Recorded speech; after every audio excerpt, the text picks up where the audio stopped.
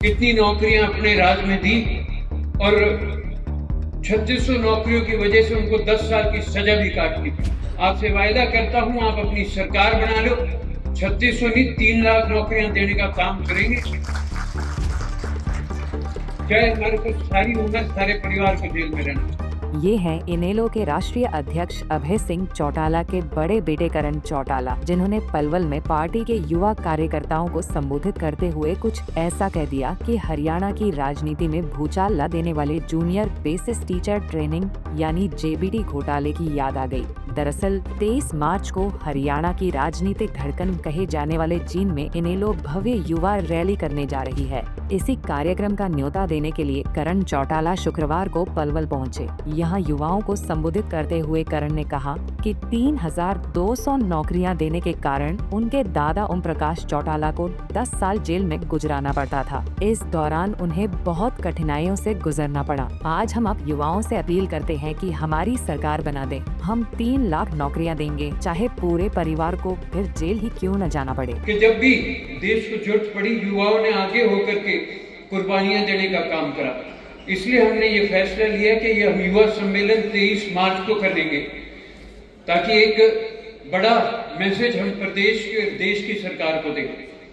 आज का अखबार खोला तो पढ़ करके हैरानी हुई कि जो भर्तियां पिछले दिनों होनी थी उनको भी आगे कर दिया गया। आप सभी ने देखा है, पिछले 11 सालों में इस सरकार ने अनेकों पेपर कैंसिल करे, भर्तियां आगे हुई, भर्तियों में घोटाले हुए, लेकिन आज तक किसी पे कार्रवाई नहीं हुई।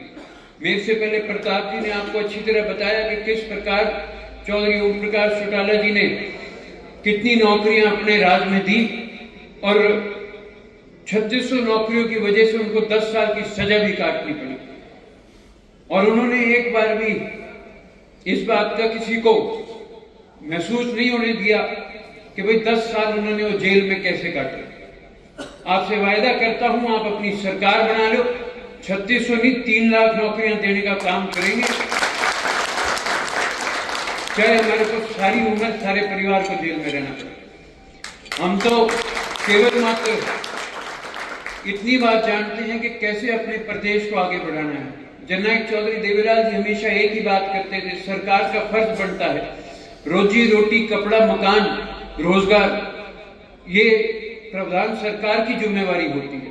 लेकिन आज के हालात अगर हम देखें तो सरकार कहीं सिर्फ नाम की है, लेकिन सरकार अपना कार्य पूरा नहीं कर रही।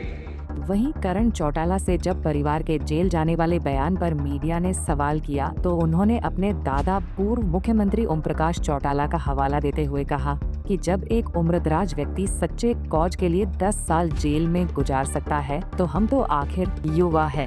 आपने बड़ी बात करी, जिस तरह चौटाला साहब 10 साल की जेल गई नौकरी देने में, आप हम बहुत लाखों की संख्या में नौकरी देंगे, चाहे पूरा परिवार चला जाए सरकार बनने के बाद। बिल्कुल बिल्कुल जी, जब 10 साल वो काट सकते हैं तो हम तो नौजवान हैं और हमारा फर्ज बनता है। जैसे मैंने कहा कि चौधरी देवीलाल जी हमेशा कहा करते थे, रोजी रोटी, कपड़ा, मकान, रोजगार, ये सरकार का फर्ज है मुहैया कराना, और आज के दिन सरकार इसमें नाकामयाब है। बताते चले कि साल 2000 में तत्कालीन इनेलो की सरकार के दौरान 3206 पदों पर जेबीटी टीचरों की भर्ती निकली थी। इस भर्ती में बड़े पैमाने पर घोटाले के आरोप सामने आने के बाद जांच शुरू हुई और तत्कालीन मुख्यमंत्री ओम प्रकाश चौटाला और उनके बड़े बेटे अजय चौटाला और आईएएस अधिकारी संजीव कुमार सहित 53 अन्य लोगों को साल 2013 में कोर्ट ने दोषी ठहराते हुए सजा सुनाया था। ओपी चौटाला और उनके बेटे अजय चौटाला जेल में 10 साल की सजा काटकर रिहा हुए थे। हरियाणा के सियासी जानकारों की माने तो एक इसी घोटाले ने प्रदेश में चौटाला परिवार की सियासत पर एक ऐसा बट्टा लगाया जिससे वो आज तक ठीक से उभर नहीं पाए हैं।